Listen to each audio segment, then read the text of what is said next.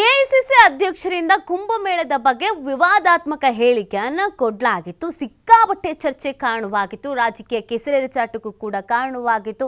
ಒಂದಷ್ಟು ಶ್ರೀಗಳು ಸ್ವಾಮೀಜಿಗಳು ಕೂಡ ತಿರುಗಿ ಬಿದ್ದಿದ್ರು. ಅದೆಲ್ಲರಿಗೂ ಗೊತ್ತಿರುವಂತ ವಿಚಾರ. ಇನ್ನೊಂದು ಕಡೆಯಲ್ಲಿ ಕೆಪಿಸಿಸಿ ಅಧ್ಯಕ್ಷರಿಂದ ಕುಂಭಮೇಳಕ್ಕೆ ಭೇಟಿಯನ್ನ ನೀಡೋದಕ್ಕೆ ತಯಾರಿಯಾಗಿದೆ. ಅದಕ್ಕೆ ದಿನಾಂಕ ಕೂಡ ಫಿಕ್ಸು ಆಗಿದೆ. ಫೆಬ್ರವರಿ 9ರಂದು ಪ್ರಯಾಗ್ರಾಜ್ಗೆ ಡಿಸಿಎಂ ಡಿಕೆಶಿ ಭೇಟಿ ಕೊಡ್ತಾ ಇದ್ದಾರೆ.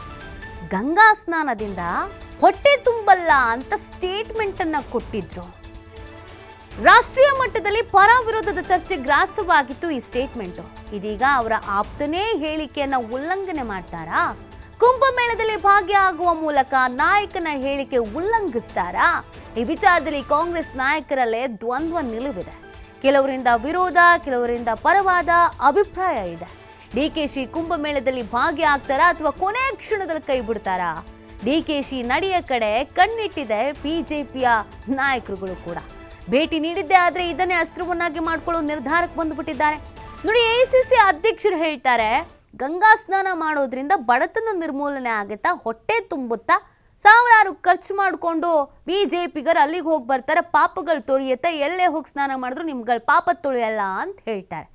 ಅದೇ ಪಕ್ಷದಲ್ಲಿ ಕೆಪಿಸಿಸಿ ಅಧ್ಯಕ್ಷರಾಗಿರುವಂಥ ಡಿ.ಕೆ. ಶಿವಕುಮಾರ್ ಅವರು ಫೆಬ್ರವರಿ 9ಕ್ಕೆ ಪ್ರಯಾಗ್ರಾಜ್ಗೆ ಹೋಗೋದಕ್ಕೆ ಸಿದ್ಧತೆ ಮಾಡಿಕೊಂಡಿದ್ದಾರೆ. ಅಲ್ಲ ಸ್ವಾಮಿ, ನೀವು ಬೇರೆ ಪಕ್ಷದವ್ರಿಗೆ ಕೇಳ್ತೀರಾ, ನೀವು ಅಲ್ಲಿ ಹೋದರೆ ಹೊಟ್ಟೆ ತುಂಬುತ್ತಾ, ಬಡತನ ನಿರ್ಮೂಲನೆ ಆಗತ್ತಾ, ಪಾಪ ಕರ್ಮಗಳು ತೊಳೆಯುತ್ತಾ ಅಂತ. ನಿಮ್ಮ ಪಕ್ಷದವ್ರೆ, ಒಂದು ರಾಜ್ಯವನ್ನು ಪ್ರತಿನಿಧಿಸ್ತಾ ಇರೋರೆ, ನಿಮ್ಮ ಆಪ್ತರೆ ಅಲ್ಲಿಗೆ ಹೋದರೆ ಹೊಟ್ಟೆ ತುಂಬುತ್ತಾ ಅನ್ನೋದು ಪ್ರಶ್ನೆ. ಇದನ್ನ ಬಿಜೆಪಿಗರು ಪ್ರಶ್ನೆ ಮಾಡ್ತಾ ಇದ್ದಾರೆ. ಸಾಕಷ್ಟು ರೀತಿಯಾದಂಥ ಚರ್ಚೆಗೂ ಕೂಡ ಕಾರಣವಾಗ್ತಾ ಇದೆ. ಹಾಗಾಗಿ ಡಿ.ಕೆ. ಶಿವಕುಮಾರ್ ಅವರ ನಡೆ ಮೇಲೆ ಸಹಜವಾಗಿ ಬಿಜೆಪಿಗರು ಕಣ್ಣಿಟ್ಟಿದ್ದಾರೆ. ಏನು ಮಾಡ್ತಾರೆ ನೋಡೋಣ. ಹೋದ್ರೆ ನಮಗೆ ಇದೊಂದು ಪ್ರಬಲವಾದ ಅಸ್ತ್ರ ಆಗತ್ತೆ. ಕೊನೆ ಕ್ಷಣದಲ್ಲಿ ಏನಾದರೂ ಡಿ.ಸಿ.ಎಂ ಬೇಡ, ಇದ್ಯಾಕೋ ರಾಜಕೀಯ ಆಗಬಹುದು ಅಂತ ತಮ್ಮ ನಿರ್ಧಾರವನ್ನ ಪಕ್ಷಕ್ಕಾಗಿ ಬದಲಿಸ್ತಾರಾ? ಅದು ಕೂಡ ಪ್ರಶ್ನೆ ಆಗಿರೋದು. ಈಗಾಗಲೇ ಸಾಕಷ್ಟು ರೀತಿಯಾದಂಥ ಆರೋಪ ಪ್ರತ್ಯಾರೋಪಗಳು ಈ ರಾಜಕೀಯ ವಲಯದಲ್ಲಿ ಈ ವಿಚಾರಕ್ಕೆ ಸಂಬಂಧಪಟ್ಟಂತೆ ಆಗಿದೆ. ಇಫ್ತಿಯಾರ್ ಕೂಟ ಅಂತ ಮಾಡ್ತೀರಾ, ಇಫ್ತಿಯಾರ್ ಕೂಟಕ್ಕೆ ನೀವೆಲ್ಲ ಹೋಗ್ತೀರಾ, ಅದರಿಂದ ನಿಮಗೆ ಹೊಟ್ಟೆ ತುಂಬುತ್ತಾ ಅಂತ ಬಿಜೆಪಿಗರು ಪ್ರಶ್ನೆ ಮಾಡಿದ್ದಾರೆ. ಖರ್ಗೆ ಅವರ ಈ ಸ್ಟೇಟ್ಮೆಂಟ್ಗೆ ಸಾಕಷ್ಟು ವಿರೋಧ ವ್ಯಕ್ತವಾಗಿದೆ. ಹೀಗಿರಬೇಕಾದ್ರೆ ಅದೇ ಪಕ್ಷದಲ್ಲಿ ಒಂದು ರಾಜ್ಯವನ್ನು ಪ್ರತಿನಿಧಿಸ್ತಾ ಇರುವ ಕೆಪಿಸಿಸಿಯ ಅಧ್ಯಕ್ಷ ಸ್ಥಾನದಲ್ಲಿರುವಂಥ ಡಿ.ಕೆ. ಶಿವಕುಮಾರ್ ಅವರು ತಮ್ಮ ಎಐಸಿಸಿ ಅಧ್ಯಕ್ಷರು ಕೊಟ್ಟಂತ ಹೇಳಿಕೆಗೆ ವಿರುದ್ಧವಾಗಿ ನಡ್ಕೊಳ್ತಾರಾ ಅನ್ನೋದು ಪ್ರಶ್ನೆ. ಈ ಬಗ್ಗೆ ಮತ್ತಷ್ಟು ಮಾಹಿತಿಯನ್ನು ನೀಡ್ತಾರೆ ನಮ್ಮ ಪ್ರತಿನಿಧಿ ಶಿವು. ಒಂದು ರೀತಿಯಲ್ಲಿ ಕಾಂಗ್ರೆಸ್ನಲ್ಲಿ ಈ ವಿಚಾರದಲ್ಲಿ ಗೊಂದಲ ಇರೋದಂತೂ ಗೊತ್ತಾಗ್ತಾ ಇದೆ. ಎಐಸಿಸಿ ಅಧ್ಯಕ್ಷರು ಒಂಥರ ಹೇಳ್ತಾರೆ, ಕೆಪಿಸಿಸಿ ಅಧ್ಯಕ್ಷರು ನೋಡಿದ್ರೆ ಅಲ್ಲಿಗೆ ಹೋಗಬೇಕು ಅಂತ ತಯಾರಿಯಾಗಿದೆ. ಸೊ ಒಂದು ವೇಳೆ ಡಿ.ಕೆ.ಶಿ ಹೋಗಿದ್ದೇ ಆದಲ್ಲಿ ಬಿಜೆಪಿ ಅದನ್ನು ಯಾವ ರೀತಿಯಾಗಿ ಲಾಭವಾಗಿ ಬಳಕೆ ಮಾಡ್ಕೊಳ್ಬಹುದು. ಸೊ ಡಿ.ಸಿ.ಎಂನ ಈ ವಿಚಾರಕ್ಕೆ ಸಂಬಂಧಪಟ್ಟಂತೆ ತೆಗೆದುಕೊಳ್ಳುವಂಥ ನಿರ್ಧಾರದ ಮೇಲೆ ಎಲ್ಲರ ಕಣ್ಣು ಯಾವ ರೀತಿಯಾಗಿದೆ ಅಂತ ನೀತಿ ಮೊನ್ನೆ ಕ್ಯಾಬಿನೆಟ್ ಸಭೆ ನಡೆಯುವಂತ ಸಂದರ್ಭದಲ್ಲೂ ಕೂಡ ಡಿ.ಕೆ. ಶಿವಕುಮಾರ್ ಅವರು ಹೇಳಿಕೆಯನ್ನ ಕೊಟ್ಟಿದ್ರು.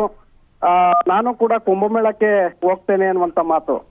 ಸೊ ಈಗ ಡಿ.ಕೆ. ಶಿವಕುಮಾರ್ ಫೆಬ್ರವರಿ 9ರಂದು ಪ್ರಯಾಗ್ರಾಜ್ಗೆ ಹೋಗ್ತಾ ಇದ್ದಾರೆ, ಕುಂಭಮೇಳದಲ್ಲಿ ಭಾಗಿಯಾಗ್ತಾ ಇದ್ದಾರೆ ಅನ್ನುವಂತ ಮಾಹಿತಿಗಳು ಸಿಗ್ತಾ ಇದೆ. ಹಾಗಾಗಿ ಒಂದು ವೇಳೆ ಏನಾದ್ರೂ ಕೆಪಿಸಿಸಿ ಅಧ್ಯಕ್ಷರು ಕುಂಭಮೇಳದಲ್ಲಿ ಭಾಗವಹಿಸಿದ್ದೇ ಆದ್ರೆ ಕಾಂಗ್ರೆಸ್ ಪಕ್ಷದಲ್ಲಿ ಒಂದು ರೀತಿಯಾದಂತ ದ್ವಂದ್ವ ನಿಲುವಿಗೆ ಅವಕಾಶವನ್ನ ಮಾಡಿಕೊಟ್ಟಂತೆ ಆಗತ್ತೆ. ಯಾಕೆಂದ್ರೆ ಈಗಾಗಲೇ ಎಐಸಿಸಿ ಅಧ್ಯಕ್ಷರು ವಿವಾದಾತ್ಮಕ ಹೇಳಿಕೆಯನ್ನ ಕೊಟ್ಟಿದ್ದಾರೆ. ಗಂಗಾ ಸ್ನಾನವನ್ನ ಮಾಡಿದ್ರೆ ಹೊಟ್ಟೆ ತುಂಬೋದಿಲ್ಲ ಅನ್ನುವಂತ ಹೇಳಿಕೆಯನ್ನ ಕೊಟ್ಟಿದ್ದಾರೆ. ಅಮಿತ್ ಶಾ ಹಾಗೆ ಯೋಗಿ ಆದಿತ್ಯನಾಥ್ ಅವರು ಗಂಗಾ ಸ್ನಾನವನ್ನ ಮಾಡಿದ್ದಕ್ಕೆ ಅವರು ಒಂದ್ ರೀತಿ ಈ ಒಂದು ಸ್ಟೇಟ್ಮೆಂಟ್ ಅನ್ನ ಖರ್ಗೆ ಅವರು ಕೊಟ್ಟಿದ್ರು. ಇದಾದ ನಂತರ ರಾಷ್ಟ್ರೀಯ ಮಟ್ಟದಲ್ಲಿ ಪರ ವಿರೋಧ ಚರ್ಚೆಗಳು ಕೂಡ ಶುರುವಾಗಿದೆ. ಖರ್ಗೆ ಅವರ ವಿರುದ್ಧವಾಗಿ ಆರೋಪಗಳು ಕೂಡ ಬಂದಿದೆ. ಜೊತೆಗೆ ಖರ್ಗೆ ಅವರ ಹೇಳಿಕೆಯನ್ನ ಸಮರ್ಥನೆ ಮಾಡಿಕೊಳ್ಳುವಂತ ಒಂದು ಪ್ರಯತ್ನಗಳು ಕೂಡ ಆಗಿದೆ. ಅದರ ನಡುವೆ ಇಂಡಿಯಾ ಮೈತ್ರಿಕೂಟದಲ್ಲಿ ಇರುವಂತಹ ಹಲವರು, ಅಖಿಲೇಶ್ ಯಾದವ್ ಸೇರಿ ಹಲವರು ಕುಂಭಮೇಳದಲ್ಲಿ ಭಾಗಿಯಾಗಿದ್ರು, ತೀರ್ಥ ಸ್ನಾನವನ್ನು ಕೂಡ ಮಾಡಿದ್ರು.